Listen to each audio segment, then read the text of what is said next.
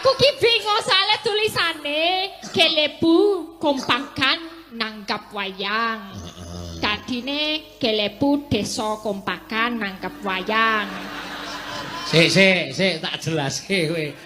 Dusun Klepu kuwi kompak bersatu nanggap wayang. Ora nganggo bersatu.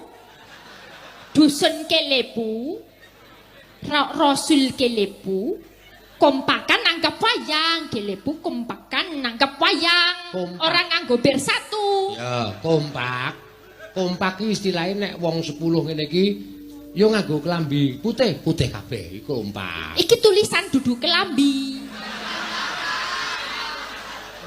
Iki contoh. Kowe engko anggere aku nesu aku rono tak banting ambyar. Wong 100 pira penduduk dusun Klepu iki 100 pira iso kompak nanggap wayang. Oh, bersama kompak nanggap wayang.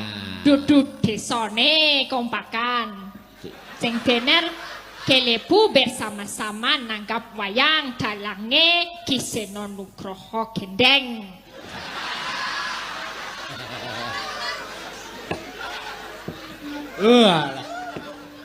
Aku ki nek ora ngejak ya kowe iki mesakake.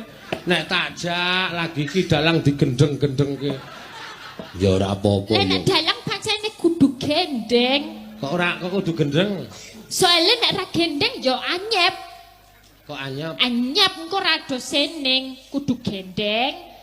Dadine iso guyu dhewe, engko nangis dhewe, disaur-saur dhewe le ngomong.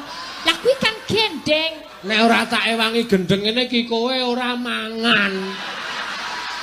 Ya bener.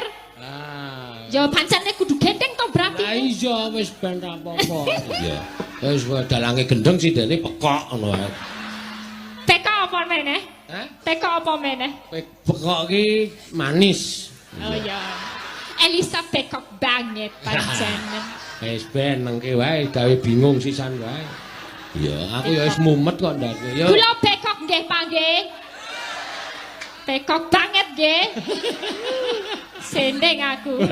Pancen aku cantik kok padake. Ah iya, sapa sinden semene ndodi bojo kabeh sing urung ming kowe kan berarti kamu itu menjaga kepekokanmu. Oh iya ya, Pak. Ah iya. Kok kowe ngecet to nek aku ra duwe bojo?